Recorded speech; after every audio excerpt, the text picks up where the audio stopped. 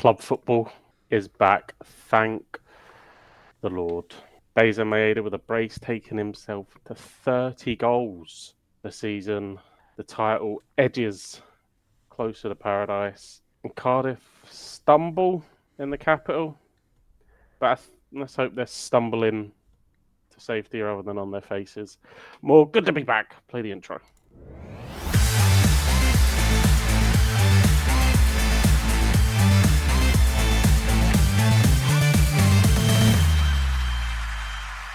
Hello, ladies and gents, and welcome back to the Football Podcast, episode 25. Yes, I know I said 25 last week, it was 24. My mistake, was bound to happen. My name is Fennon, and I've got the boys. With me. Mayhem, how are you doing, my friend? Yeah, international break is gone. Yep. And we will not have to deal with that until post-season. The pain is relieved. The return of club football has brought the good spirits back. Well, for you at least. It's amazing, isn't it? You know, just on the horizon. It seems so far out of reach, but those club games are there, and normality is back. And thankfully, we're back to winning ways, which was a relief to just get back and get on track and move towards what could be another domestic treble. Could be indeed. And it's a strong it's a strong realisation that it could come to fruition. But also with us, and I'm not too sure if he's going to have something to talk about in terms of football. The Allsvenskan was back. Gondor, how are you doing, mate? Yeah, not too bad. Yeah. Did you manage to catch any of the action of the opening day of the Swedish Premier League? I didn't get to watch any of it. I had a Swedish lesson at the same time as my team was playing. Mate. But yeah, I know some of the results, and I know some of the criticism that's been floating around to the Allsvenskan at the moment. Oh, there's criticism. Well, how about we start with you then? Why don't you, enlighten us of what this criticism is of the Allsvenskan? So, is it that they do Swedish lessons during games? Well, my Swedish tutor lives in Spain, so we got the same tutor, yeah. No, it was one of the bigger teams in Sweden, Göteborg, Gothenburg for those outside of Sweden. They came back to complain about their game against Hammarby, a Stockholm team, and they're criticising the pitch because down in Gothenburg they use real grass, and in Stockholm we use synthetic grass. Have they only just realised that they use it? Well, no, they're complaining. I don't know the full story, but they're complaining about the fact that the style of play is different and it should be a standardised pitch type because the ball goes quicker on the synthetic grass, and the players don't get as much traction, and they trip up because when you go to slide on a synthetic grass, it's all plastic and held together. Yeah. But you slide on a regular grass, you've got more opportunities to just keep going, essentially. So they were criticizing that because they lost 4-0 to Hammarby in the opening game of the season. So that is a shit fucking opening result for them. Yeah, it's heartbreaking for me as well, as they are our closest rivals. But what can you do? But Djurgården had a tough opening as well. I think they lost 1-0 to Malmö, was it? 1-0 to Malmö. Jens Striga scored in the 45th minute plus 8. There was 11 minutes added on in that first half. Yeah, it was ridiculous. Can't complain about how Djurgården played, though. They looked exciting. It was kind of... Malmö only really had one fantastic opportunity, and even that wasn't that fantastic, but they scored it. Yeah. Sounds very identical to another team, but we'll get onto that. Djurgården, I can tell you this. Djurgården had 17 shots, 1 on target. Yeah. But they're playing nice football. It was nice to see. Yeah. We've got a fantastic team lined up this season. very excited to actually catch some real actual watching the games and getting behind them. Currently, we are just outside of the relegation zone, but one game played, and it's not even worth talking about at this point. There's actually games going on right now because we play football on a Monday night as well. So some games I'm half keeping an eye on as well, with the third Stockholm team, IFK, playing. And a team I have a soft spot for, Sirius from Uppsala, just outside of Stockholm. Best of the way day ever. I think Sirius are playing Venemo, so quite a tough game in terms of them. IFK are playing Gais, who I think have just been brought back into the Allsvenskan from last season. Yeah, you're probably right. Yeah, Gais went in the... no, they were. Oh, they finished 6th. Maybe it was 2 seasons ago they won in the division. But yeah, no, I'm excited to be watching some of these. Well, speaking of Sirius, they're going to have big boots to fill after selling Yusuf Salek, that's for sure. Yeah. But one big shock for anyone that cares about it. Again, only one game, but Degerfors just sat top. That's not something I expected to see. They must have won by 5-0. 5-0, okay. 5-0. To give you perspective, I can 100% guarantee, and just fact check this, Degerfors did just come up this season. Holy cow, that's a fucking mental result. And they were playing Halmstad, who finished lower half last season. So okay. Well, yeah, that's my Swedish take. Sweet. Hopefully more to come in the following weeks. But let's move over to you, Mayhem. Of course, I mean you pretty much hit the nail on the head in the opening monologue. A 3-0 victory at home to Hearts, back to club football action. Daizen Maeda providing the magic and taking his tally to 30 goals in all competitions. Job was done in the first half, really. Yeah, 100%. Second half was pretty non-eventful. Yeah. Just really consisted of Neil Critchley subbing his players off while they were red carded. Although, to be honest, with the way that Kevin Clancy was, he could have shot someone and they'd have only booked him. Absolute disgusting person of a referee. Vile man. But yeah, Hearts started. I think it's safe to say that they started better, and it took a little while for us to really click in. They've certainly felt like a bit of a hangover. Had a couple of weeks, obviously, to mull on a very disappointing result. And Hearts capitalised on that, pressed us high. Obviously, Kasper Schmeichel injured and will probably be out for the rest of the season. So Sinisalo in goal, and he had to make a smart stop from a corner, and it was swung in, and I think the Hearts defender, I think it was, got his foot to the ball and he had to get down sharply, but didn't really have too much else to do in the game for all. Hearts sort of huffing and puffing and complaining, and they did some complaining, especially Craig Gordon. What a wrath of a human. Like, that guy's about fucking 80 now, isn't he? 42. To be absolutely precise. But yeah, it took a little while. And our first real good bit of play, interlink in the midfield, Hatate dropping deeper and connecting, and finding Callum McGregor a little bit further up with a burst over the halfway line. Beautifully weighted ball. Maeda's onto it, and of course, they're not going to catch him, and he's showing that composure that we've had to wait for. But he seems to have an abundance now, and he slots it past Craig. And then from there, it's all pretty comfortable. We've got that goal.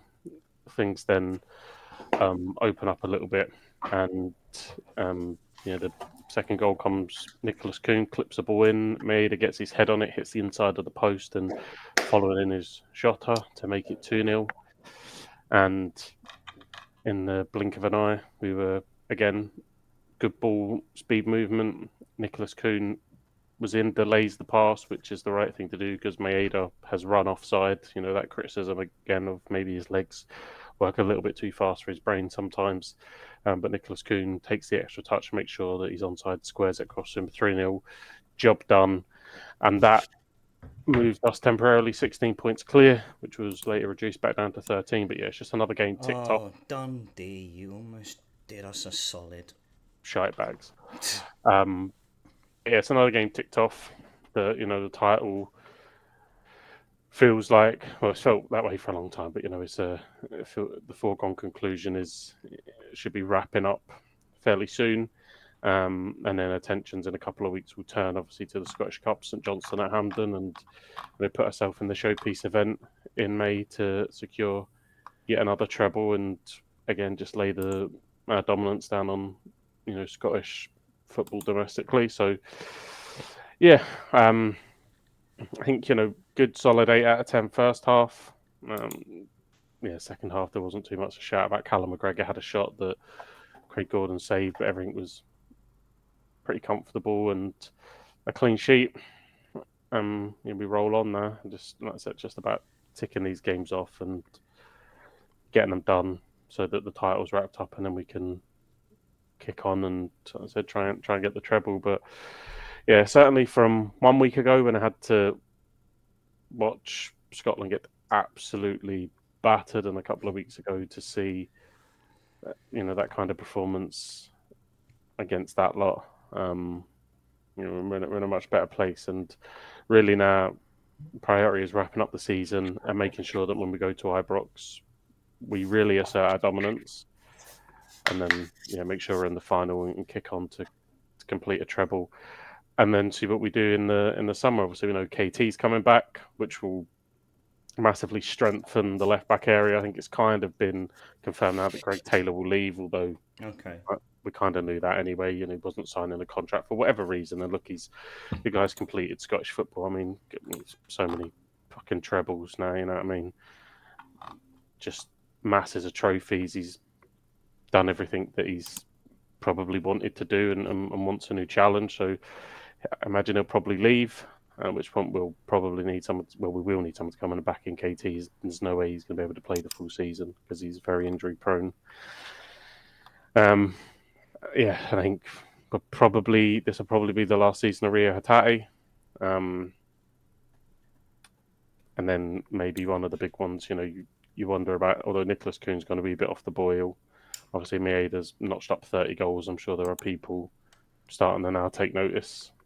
So really, it'll be about keeping that nucleus together and then seeing who we can add and seeing who we can get in and we can build on. There was rumours already circulating about Kyogo coming back. Obviously, he's not having a great time of it in Rennes, but I've read similar stories. Yeah.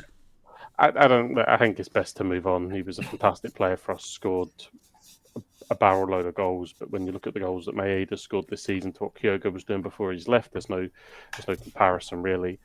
And I think when we can field Jota, Maeda and Kuhn, I think Maeda through the middle has shown that he's more than capable. Look, he's very effective from the left, but the goals and the involvements that he has, on a game-to-game basis now, I think he deserves that. Although I still think we'll go into the market, and I still think we'll look for a new number 9. At which point, Maeda will probably be utilised on that left wing. Where do you reckon Adam Maeda's future lies? It's tough because I think there's a lot of Celtic fans that are done with him. I still have a real soft spot for him because I think last season without him we don't win the title. Mm-hmm. Obviously, he scores that massive goal in the cup final to seal a double. And I think in parts this season he's done okay, but he come with a very hefty price tag. He's come for £9 million and hasn't quite lived up to the hype. He's still young-ish, he's still sort of 23, 24. Yeah. So, time to grow into that role. And that said, I think if we get another striker in, Maeda will be utilised back on the wing. So, Adam Maeda's still going to be that backup striker. And ultimately, it's his job. I'm a big fan of people that he still contributes to the team. He scored, I think, 10 or 11 goals this season. So he's still contributing to the team. Obviously, not in the way that we wanted because he did come for a sizable fee. But I think if you've got someone that wants to be at the football club, like Celtic Nicholas Kuhn and Rio Tati and probably Alistair Johnson. These guys will move on. Yeah. You know, if we can get Adam Maeda firing and get him up and get him confident, and he wants to be at this football club. He's forced his way here. Mm-hmm. So yeah, I've still got a little bit more time for him, and I know that he was here on loan, but this is his first full season as a fully settled player. I don't know, maybe that pressure of the number 9 shirt coming in has got to him a little bit. I don't know, but I think that there's still a little bit more time for him there. I know some people have fully written him off, but I mean, having someone that can do what he can do at times, coming off the bench, is no bad thing. And all the time that we've got players like Maeda and that are delivering, then you can kind of get away with. And again, he's getting bit part minutes. You know what I mean? He's coming on for 20 minutes here, 10 minutes here, and like, sure, when you're not playing, you've got to utilise those minutes. But he isn't getting the starts and that to really deliver those kind of numbers. So we'll see. But 100%. I can imagine it also doesn't help as well, where Daizen Maeda has now been. Obviously, last year we saw him deputise on the left side, and all of a sudden he's been moved into the number 9 role and has kept Adam Maeda out the side. Surely, it's a bit of a kicker for Adam Maeda to, and rightfully so, because I mean Maeda's the figures he's produced this season have just been astronomical in comparison to what it was last season. And when it first happened, Ida was playing through the middle as well. So Ida had the chance. Maeda's just taken that opportunity and delivered better so that he can have no qualms with it. He needs to get his head down, get himself in the right frame of mind and, come out and score those big goals like he was last season. And, the pressure should be off in a couple of weeks. The title should be secured. But there is going to be a big semi-final against St Johnstone and then another cup final to go and secure yourself a treble. So get your head down. Again, if you go to that cup final and score in the cup final, does anyone remember that you've scored 12 goals in the season, or do they remember that you've won us another cup final? They're not. No one's going to remember those numbers. They remember Maeda, of course, because he scored an incredible amount of goals. They're talking about, can he get to 40 goals, because only 9 other players in Celtic history have got to those numbers. You're going into a list with the likes of Jimmy McGrory and Henrik Larsson. Can you reach that? But ultimately, no one's going to remember if you scored 12 goals. If you go and score at Ibrox and help us win there, and then score in a cup final, people will start to forgive the fact that you didn't absolutely. The folk hero name tag comes out again, doesn't it? No one will give a shit that he didn't score a hat trick against St Mirren. So that's what he's got to do. Put himself in there, put himself about, and make sure that these last couple of months he leaves a lasting impression. But I still think no matter what he does, he could score 20 goals from here to the end of the season. I still think we go and sign a striker in the summer. Yeah, that makes sense. It does. Yeah, but 2 games left over the first phase, and then of course you have that big semi-final draw against St Johnstone going into the split. It'd be a good time now to get a feel of what to expect when you go to St Johnstone next weekend in the league. Yeah, I think we kind of know, the way that they are. They're obviously scrapping for their lives, and they try and play a little bit more fluid under the new manager. And obviously, he's delivered them into a semi-final with an absolute fantastic goal in the quarterfinals against Livingston. It was an absolute beauty, and it was a goal deserving to win in a football match. So they'll be right up for it. And I'm sure they'll see it as a chance to really get in and really get a feel for us and scout for us going into that big day. But more than confident. Like I said, at this point, league games is just tick them off, get them done, and then we can relax going into the split. Not too much, because obviously you don't want to just lose every game from there. But we can relax. We can maybe give some players some minutes and bring some players back and make sure that they're in the right frame of mind. All being well, if we get to the final, obviously with that in mind going into that.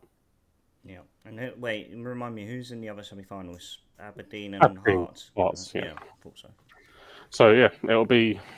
You would think on paper that we've got a favourable draw, but St Johnstone have great history in the cups. They do in recent times, as many as Rangers. So fair play to them. So yeah, look, I'm sure they'll be going a great party atmosphere. They'll probably bring about 7,000 or 8,000 fans, and they'll go there and they'll enjoy themselves, and I think they'll see it as an accomplishment because of the domestic season they've had to get to a semi-final, to get to the National Stadium, even though it's a bog of a place, to get to Hampden. That's good, but can they go one better? And if they beat us, there's no other Glasgow team in the draw. So if you beat us, you've every chance of winning the cup. Yeah, no, 100%. No, it's a big opportunity for them. But we don't want it to be the outcome, of course. The domestic treble is, that's the goal. Yeah, look, Celtic have almost set that as the bar now. That's almost that's almost where you're marked against. Yeah, exactly. Minimum expectations. Yeah, which is mental. That's almost how you're marked. Can you win a domestic treble? And Brendan double in his first season, and he's on for a treble. And then worse. Yeah, and then what happens next season? The pressure again ramps back up, because once you've won it once, we've got history with this, Brendan. Won 4 of these in a row. Come on now. So yeah, I think nice to put the kind of blues of the last 2 weeks behind us, and kick on, and hopefully far more uplifting and happy times ahead. I hope so. Well, that makes one of us. Yeah. Because it's not quite the same down south. Yeah, I mean, I haven't seen the game, I must admit, but obviously I saw at half time that you were 1 up, and you've ultimately come away with a draw. And I'm guessing from some of the comments earlier that that's maybe not how the match went, and you've maybe let 2 points slip. I mean, to start off with, I want to send my love and support to Andy Rinomota and his family. He sadly lost his brother last Friday, so all my love and thoughts go to him and his family. I've never, I really think we're down this season. I think this, like after that full-time whistle, I just felt like this is it. This is us.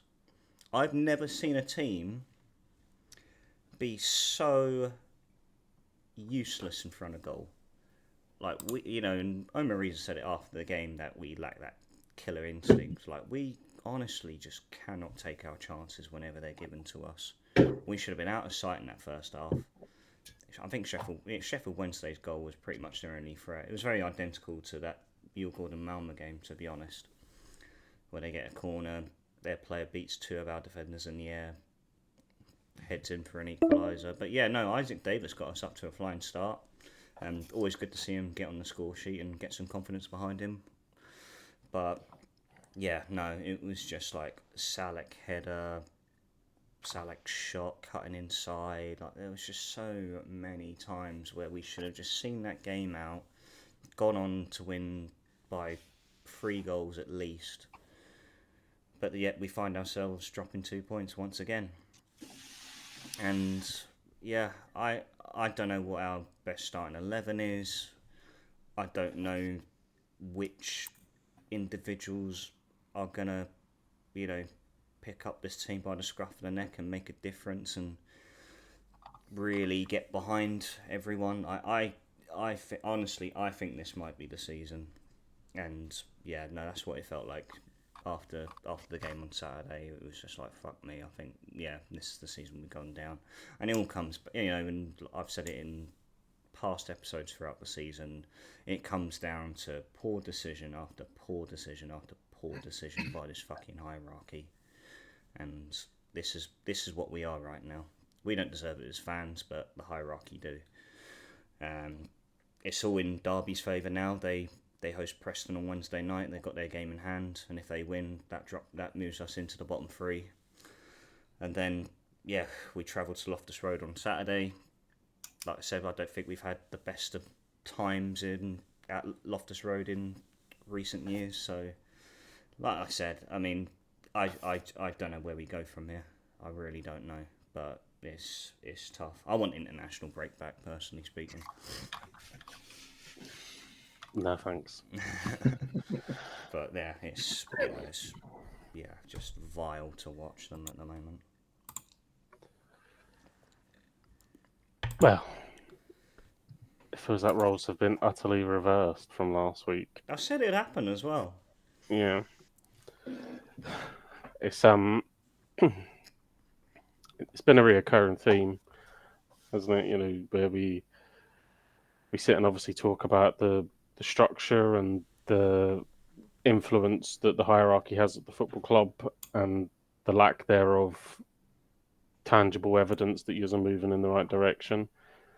And if it's not for individual performances or individual brilliance on any given day, I can't remember the last time you said that Cardiff delivered a great performance. You know, we've spoken a lot about Callum Robertson, or we've maybe spoken a lot about some of the youngsters coming through and delivering big results, but never, I think the most glowing reference was Aston Villa in the cup, which seems very strange. And we're at a position now that it does look bleak. You haven't been in that drop zone for quite a while, but if Derby get a result against Preston and John Eustace looks like he's turning something around there. That's what happens when you hire an actual fucking football manager. I mean, you got to look at the teams around us who are down with us. You look at Coventry, bin Mark Robins, which of course all of us said was not the right thing to do. They bring in Frank Lampard, who has been successful in the past during his time at Derby in the Championship. He's brought them up into playoff contention. Stoke bring in Mark Robins, and they've got themselves into definitely a better position than we have. And then Derby managed to lure John Eustace from Blackburn, and it looks to be, it's going to be a similar thing where he's going to draw them into a safe position. But, we're stuck with Mr. Positive Vibes Omer Reza, a PE teacher. Well, we said this, and I think you've kind of flip-flop back and forth with him because he's a good guy and he talks well, but it was the cheap option. That was the cheap option, and in football, you get what you pay for 9 times out of 10, unless you're Man United and you buy Anthony. But to consistently take the cheap option, clearly there's something broken at the football club. Errol Bullitt, what he did in his first season, and all of a sudden the second season it just dropped off a cliff. Like that makes no sense whatsoever. So there's something obviously broken at Cardiff at the moment. And what happens if Omar Risa saves you? Like best case scenario, you survive on the last day. There's no way that the board then take to replacing him because you have stayed in the Championship. They wait until November next season when you're again scrapping down the bottom to pull the plug, and just they just hope there's another assistant kicking about that can come in and do the job. It's just this vicious, repetitive cycle. Yeah, like you say, it's been the cheap option outcome for the last few years. It from Steve Morrison to Mark Hudson to now Omer Reza. It will then be Darren Purse, and then they'll give it to Tom Ramsett the following season. Season after that, I might get it. Who knows? Like Aaron Ramsey, player manager. Aaron Ramsey, and oh god, I'd hate. You know what? I love Aaron Ramsey the bits. Like the man is an absolute icon for the club, but I'd hate to see him tarnish his reputation with the way the club runs. Yeah, it's a worry. I don't know. I was gonna say I still have enough faith that you'll get through, but a lot of that was me thinking the 3 below you are that shit. But Derby have started to click a little bit. No, they have in recent weeks. Yeah, they obviously had a big result with Plymouth. Yeah, that seems to have given them a lot of inspiration and real confidence. Yeah. But I don't know what to say. I feel like all season I've sugarcoated the squad. I've obviously, like you said, flipped back and forth with Omer Reza about him being a man who just gets the club and speaks well and has brought in these youth individuals who have had some standout performances from time to time. It's been too patchy though. We just lack consistency, and we just need someone who can fucking make the most of their chances. Yeah, I think that whether it's Omar Risa, whether it's someone in the summer, if you survive, or more so maybe even if you don't, there needs to be a real cutthroat mentality at Cardiff. Yeah. I mean, it's all well and good saying players like Ruben Colwell have a high ceiling, but for how long have we said it? How many times do we start in August and say, right, this is the season he's got to kick on? Yeah.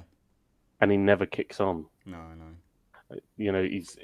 He goes through patches where you think we couldn't be without this guy, and then the rest of the season, he's such an enigma. Mm-hmm. You've got players. What's your man? Tanner. Like in certain games, you're like, fucking hell, Jesus Christ, he's got to be the first name on the team sheet. And then for the rest of the season, there's nothing. You sign players like Joe Willock, like what a signing. Does nothing. We're supposed to the youngster Ashton Kean, is it? Kean Ashton. Kean Ashton. Yeah. Breaks onto the scene. You're like, oh god, man, this guy. Isaac Davis is doing something similar. He's bagging goals, but how long for the drop off comes? There needs to be a real clear. Aaron Ramsey's gone over the hill, obviously, clearly. Yeah. Great for one season. He can barely move this season. You're signing players like David Turnbull. Like, come on. At some point, and if you go down, David Turnbull may become a really good player because he may find his level. Well, no one else will want to bloody buy him, that's for sure. But you flip flap between keepers all season. What's happened to Perry and G? That makes no sense. The guy was being linked with Premier League clubs. We were in August. I think he's had the biggest drop off this season, Perry and G. In August, we were thankful. Got to the end of August, thankful that you hadn't left the club. Now you'd fucking drive him. Yeah. It's bewildering, to say the least.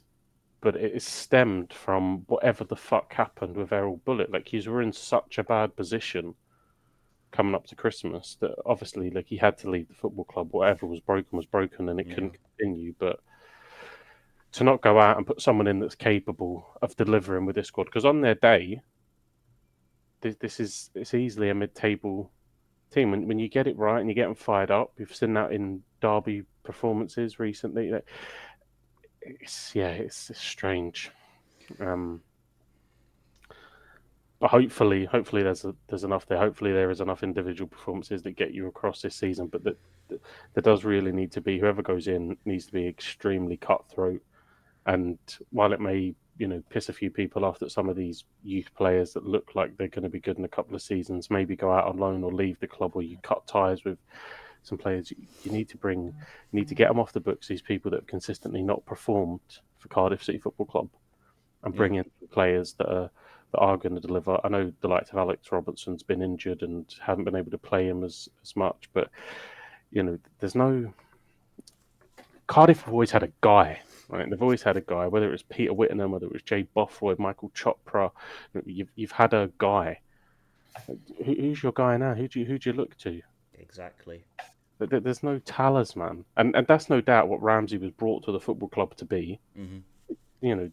Through circumstances and his ventures north of the border, and he's an absolute fucking hero for missing that penalty. So I won't say too much about it. Well, look, this is only going to be my fondest memory.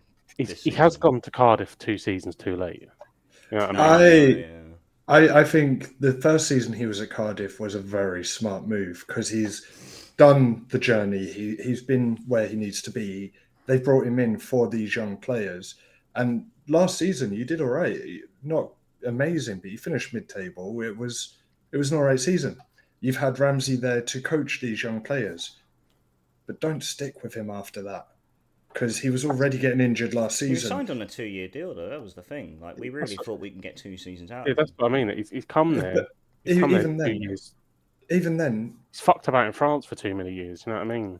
But even then, you don't put him in the games as much. I mean, I know he's not played nearly as many games this season as he did last season, but he's great to be there as a mentor for the younger ones. But then there was Errol Bullock for the first 6 games and played him 90 minutes. Yeah, In each and that's completely fucking blew him out of his arse. yeah, and that's where some of the mistakes began for It's Bullock. transfers as well. I mean, we've spoken about this so much, but fucking, I don't give a shit if he scores against Blackburn and produces it, but they like to check Maeda. What the fuck is he doing anywhere near the football club? And we've done this so many times. Who's the boy that went back to Sheffield Wednesday? Was it last season, the striker? Oh, no. It was. Oh, he went to Sheffield Wednesday. He was on loan and he went back and then he started scoring. Couldn't hit a barn door at Cardiff. EK Ugbo? Yeah. I mean, what's he doing anywhere near the football club? I mean, and honestly, you could go down the list, and I don't watch Cardiff religiously, but keep it that way, mate. But you know, I mean, again, like the recruitment is so poor. Like if I can sit here as just a normal guy, okay, I've watched a lot of David Turnbull, but if I can tell you, he is not going to be any good for your football club, right? Especially the system that Errol Bullock wanted to play, high pressing. The reason he left Celtic was because Ange Postecoglou played a high pressing system and he didn't fit in. So why the fuck were you signing him? This is it. There was just no strategy going into that transfer window. Looking back, and some of the players he just brought in were just utter garb. And if you survive this season, right, as well at the start of this year. If you survive this season, right, okay, they go down. The clubs that are coming up are not Plymouth, right? Birmingham are coming up with a fucking £12 million striker. Wrexham are coming up with their fucking Netflix deal or Disney deal, whatever the fuck it is, right? They're going to spend money, right? And you know, whoever makes it up through the playoffs. So that's 2 teams coming up, simply not to survive, but to kick on, right? So even if you survive, next season is a serious fucking problem. This is it, like I said. You need to sell the youngsters, the ones that you were talking about earlier. Off all this dead wood. We need to get rid of the Yaku Meites. We need to get rid of the. But I mean, the ones you're going to make money on are the ones that you can sell to League One teams and get a bit of money out of them. Now, I love Colwell, but he's one that you've got to let go, and you can still get a bit of money out of him. Ollie Tanner, he only scores in a derby game. He needs to go, and you need to invest in players that have a bit of an establishment, whether they're League One Championship players. I don't know. Look, I don't know the answers. I mean, I think if we do go down to League One, we're bound to lose a lot of those key individuals, like your Callum Robinsons, Alex Robertson. Willock won't hang on, because some of them are going to be on big wages as well. We're not going to be able to retain them. Yeah, I mean, even look at. You do know the answer. You've been saying the answer for the last 10 years. Yeah, get rid of Tan. He needs to go, but he's not going to go, is he? And no one's going to buy the football club in League One. I mean, no fucking Ryan Reynolds going to pop up. So, but even look at. I'll leave you with. We'll finish on this with Cardiff, right? But I mean, we look at the window and we thought it was all right, but ultimately, he signed Callum Chambers. Was he a season away from being over the hill? El Ghazi barely fucking kicked a ball. Hasn't impressed.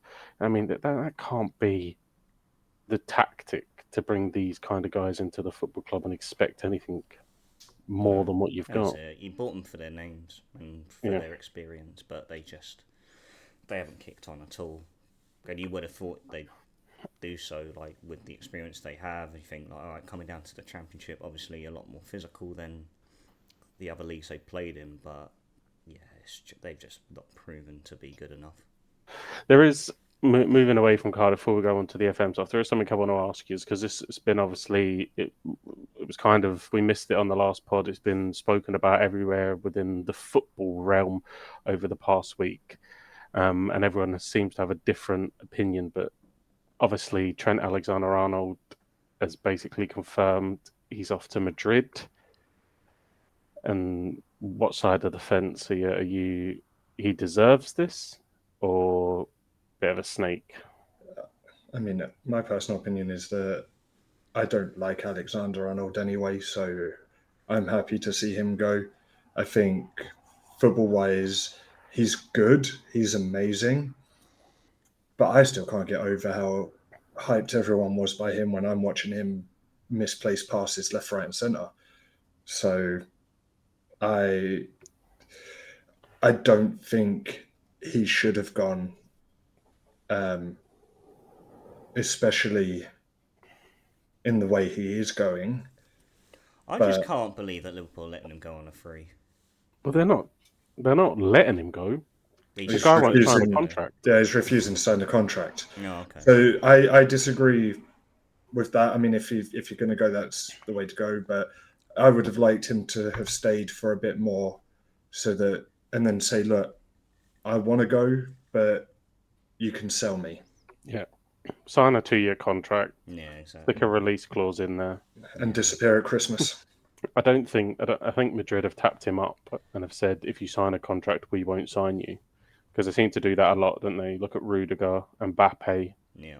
You know, they seem to tap these guys up and say, if you sign a contract, you're not coming to Madrid. But if you run your contract down and we can sign you on a free, then you can come to Madrid. Yeah. It looks really bad on Trent, but I can imagine him. It does, yeah. Like the Scassa, chatting about being Liverpool captain. I've seen so many people saying, oh, you know, it's about his football legacy. You know, it's about him being a footballing legend. You know, if you go and win 6 Champions Leagues, does that make you a footballing legend? Is Danny Carvajal a footballing legend? He'd be more of a legend if he stayed at Liverpool and won the Premier League several times. Yeah. Or even fought for the Premier League. He would have been idolised. Mm. I mean, look at Gerrard, Robbie Fowler, you know, still sing songs about Kenny Dalglish. They would have idolised him. You've got Mo Salah, who's probably the best player in the world right now, that you can see wants to sign a contract, wants to stay at Liverpool, talking about it, and it's obviously FSG with this ridiculous rule. You know, we don't give contracts out to players over a certain age, and you've got Trent here that's going to fuck off on a free. It's wild. Yeah, no, absolutely ridiculous. And yeah, I think you're right. I think that's what Real Madrid have done. Like you said, they've done it in the past with Rudiger and Mbappe, etc. But no, it doesn't look good on Trent at all because, I mean, this guy who obviously born and bred Scouse could have gone on to been one of the greatest ever players to represent the club. And yeah, he's just, you know, he's fallen into that trap and where he's decided not to renew his contract. And this is it, like going to Real Madrid as well. Like, of course, the name speaks for itself, but at the same time, you think of his stature at the club, it's not a good look for him. Really isn't. No. Cool. I just wanted to get your take on that, see if you were the same. I'm glad you asked. You know what? I can't believe the amount of people that are on his side. It seems maddening. And I get I've not really heard a lot from Liverpool fans. I'm hearing, like, you know, United fans and, you know, Tottenham fans, all these talking about it. The ones all happy to see him leave the Premier League, and he's put himself in the Michael Owen tier, if anything. Yeah, I think Michael Owen will forever be in a bit of a worse off tier because obviously he then went to United. He went to United, obviously. I mean, he went to Real Madrid, but they got a fee for him. But then he was going to United afterwards. So. It's strange. But Liverpool have got a job to do now. Like, surely they make sure they sign Van Dijk and Salah. Yeah. Surely. I don't. You were saying stupid rule. I don't get why that's a rule. They're fantastic players. There's absolutely no way we want them to leave. Yeah, sure. I think it's the length of contract. I don't think they really care about the wage. I don't think there's going to be much going on in terms of wage increases at their age. I think what they probably want is 2-year contracts, and Liverpool want to give them just a year contract. Mm. I would imagine that's probably the big stumbling block because I can't imagine Mo Salah wants much more money. I imagine he's on a decent. I doubt he's paycheck to paycheck. He's probably on a good wage anyway. I think he's eating good. Let's put it that way. He's eating good. But how about? Shall we move over? Yep. To a game that I've been very excited to play for the last week. I mean, I played the last week, but I haven't. Yeah, that's because you went miles ahead. Been stuck in limbo. Yeah, but we have all finished our seasons now. I can rightfully say we've all finished our seasons. Obviously, Gondor, you announced last week that you finished 5th in Ligue 1. Europa League spot. Yep. Mayhem, how did you get on in the final group of games that you played? Well, Shock, I didn't finish 5th.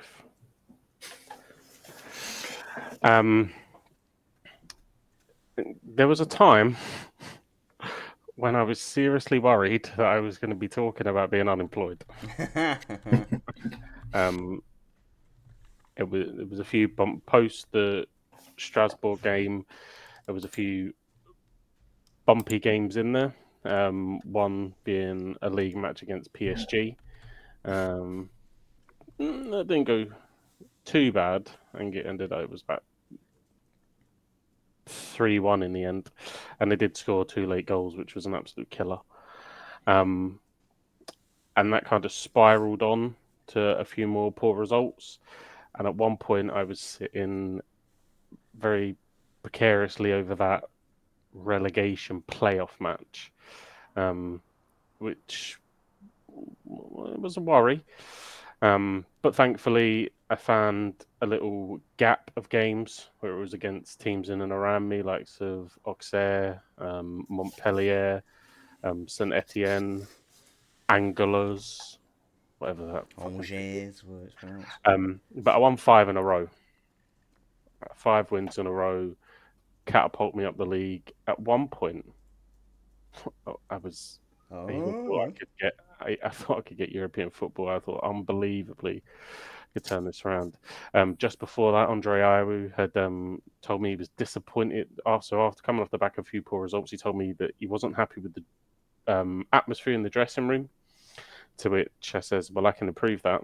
And my initial thought was, "I can fucking sell you, and then you'll not be here anymore." But I promised I would improve it. I did. We won 5 in a row. They're all happy. Ended up finishing 10th. Wow. Okay. Yeah, finished 10th. Drew the second from last game of the season, and the last game was against Toulouse. And I wished them to lose, but they didn't. So yeah, overall decent. Not quite as lofty as Stu, but a wee side note that I know you will appreciate, Morg. Clermont come up through the relegation playoff match. It was FC Lorient, who, or whatever you call them. They won the second division. They also won the French Cup, so they had a very good season. But Clermont beat FC Nantes in the relegation playoff. On my review next season, you will not have to hear anything of FC Nantes. Thank God. Unfortunately, they didn't go down in mine. Oh, good. They didn't go down in mine either. They finished 1 point above Clermont. 14th they finished in mine. 15th. So they sent Clermont down in mine.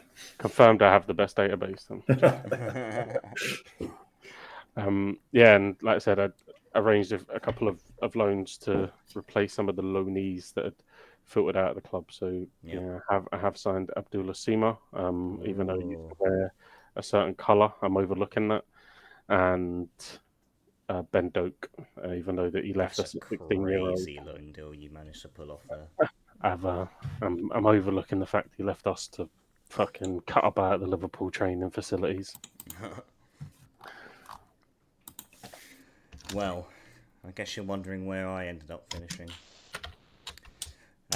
So, obviously, I know you expressed a lot of I felt like I was under interrogation, and rightfully so, because I was sitting 5th when we last spoke.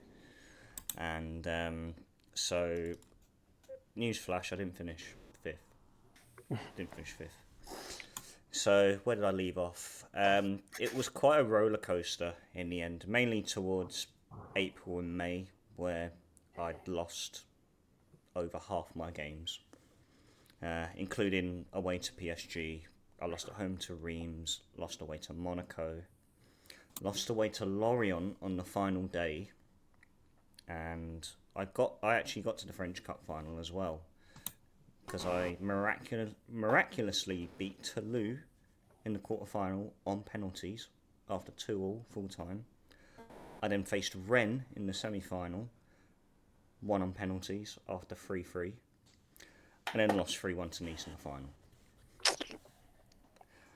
But big results against Le Havre, 5-2 against them, 5-0 against Montpellier.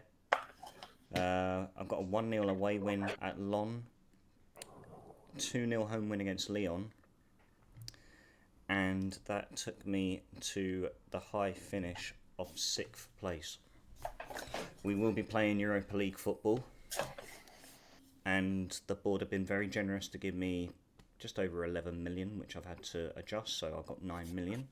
I have 3 loan signings to replace. I have 3 players who have retired, and so yeah, it's gonna have to be, I'm gonna have to stretch 9 million out across at least 6 or 7 players, which I don't know how I'm gonna do. I'm gonna have to really spend my time and do my scouting to, well, I'm definitely looking at the free agent market, that's for sure, because my left Doesn't back, exist in France, trust me. I'm going to try anyway. I've got a left back who is absolutely dying to get out the door. He wants to explore his options at the end of his contract, but he's got 1 year left, so he wants to be sold right away as well. So I'm like, make up your mind, mate, because I need to know whether I need to bring a left back in or not. I've got 4 players telling me to explore their options. I just need a new goalkeeper. I hated my keeper in the last couple of games. There's a keeper I brought in January who's, I think, cause he was like my 5th signing of that season, and yeah, the guy is just honking up my fucking net, man. So a goalkeeper is needed, a striker is needed. I think Fiete Arp is just, he's not in it. 11 finishing just does not cut it. Then centre back, right wing, and then probably central midfield as well, because one of my midfielders retired there. So a lot of work to do, and I imagine it's the same with you two boys. Yep. Yeah, I'm only losing 4 players at the end of the season. 2 of those are loan, 2 are subs. So I've got 2.7 million to try and improve my team and replace those, as well as deal with what's coming. Okay. Yeah. Yeah. Well, tell me who I'm selling, as obviously the forfeit. Yes. So yeah, the best player. me and Gondor, we scoured through the squad list individually, and there was one player we landed on, and I do not know if you're going to be happy with this or not. I'll give you a breath of relief that it's not Yasin Ketcher. Oh. Good. No, it's Dala Kazayev instead. Oh, fuck's sake. I told you wouldn't like it. I did say to Fennon, though, at least he was marked as wanted on your squad list, so you could get some money out of him. Yeah, Norwich. I've been sniffing around him. He was the only one that come to me to saying he was exploring his options. That I managed to convince him we were an ambitious football club. So, Christ, all right. Sorry, man. Kazayev is the man we landed on. I was wanting to be generous and say get rid of Andre Ayew because he's a rat cunt. He's gone anyway, mate. Fuck him. Good. Put him in the bin. But there's one more thing we've got to decide. Mayhem. Which formation is Gondor going to have to utilise for the second season? Yeah. I was stuck between 2. Stuck between being a real dickbag and, one that's just going to be fun to play with, but still cause, I think, a few complications with the level of teams that you'll come up against. And I think that's probably the way to go, because see if you just lose every game. If I had a partridge with a 3 at the back, it just becomes so dull. So I'm going to go 4-2-2. Ooh. Okay. 2 up top, those wingers up high, and do whatever you want with your midfield. Champions League football incoming. Hey, who knows? Is the FM 23 meta? Can it carry over? Can it carry over? We'll have to wait and see. He's doing it now, but yeah, I'm looking at it now, and I am fucked because I've been building up my wingers. No. Yeah, we've got wingers. It's all right. You can still play. Oh, you've been binning them off. Sorry. Oh yeah. I just chose the 4-2-2 tactic that it has, and it's put 2 defensive midfielders, 2 attacking midfielders, and 2 strikers. Well, So- happy days. If I finish 10th again, I might have a chance or not. And we've got to agree on this. Season's forfeit as well before we end. So obviously we change it every season. Yeah. So as a collective, what do we want to agree on then for next season? Shall we go with the person who finished the lowest, the player they have to sell is the one that has got the best average rating? Best average rating? Yep. Yeah. The person who finishes the highest. I mean, I like the formation one personally. Or do we say the one that finishes highest? Well, I don't actually know if it'll affect, because it'll probably be Stu again. I was going to. I was just thinking 4-2-2. I don't know. I was thinking how important loans are going to be to us. We could say you can't loan any players. Okay, we can do that. Yeah, I'm all right with that. Yeah. All right, there we go. And just to confirm, last time, Mayhem, you said you wanted none of this 4-2-3-1 going on. Are we sticking with no one can use 4-2-3-1? Yeah. All right, so I'm changing mine as well. All right. But you get to pick your own tactic, Fennan. All right, yeah. No 4-2-3-1 in season 2, and we'll see where the mighty Clement come out. Probably fucking third. Fourth. I need to get a good partner for Fiete up now. Brest to be second. Yeah. Exactly. I'm on third, and I'll be ninth. Yeah. But you've not got to worry about European football, though, Mayhem. You're going to be fine. Oh, true. It's a big thing, actually. Exactly. Exactly. The depth you're going to have to need for the squad for European football is not going to be fun. But, boys, it's full steam ahead. Transfer season's underway. We go into what I guess we go to the first game of the season, or do we want to do the transfer window and play the first 5 games or something? Well, I'm in July, Okay. so I think I can probably. Well, we've got obviously the group chat. We can kind of, if we all agree first game, then that's grand. But we'll see, because I imagine the transfer window is going to be pretty in depth. Because it's going to be brutal. Yeah, we're going to be stretching a lot. But yeah, we'll agree on that sort of midweek. See where we're at. Yeah. And then sounds good. Sounds good. Well, that's us then for this week's episode, boys. Thank you very much for joining me. Hope for a better week from the Bluebirds. Celtic to continue business as usual, and Gondor, good luck with the 4-2-2, man. See how that turns out. Ladies and gents, thank you very much for tuning in. If you are new to the Football Booth podcast, we're available on all audio platforms, including Spotify, Apple, and Audible. If you're watching us over on YouTube, please don't forget to like, subscribe to the channel if you're new, ring that bell for notifications. And until next time, ladies and gents, I bid you all good night and a star.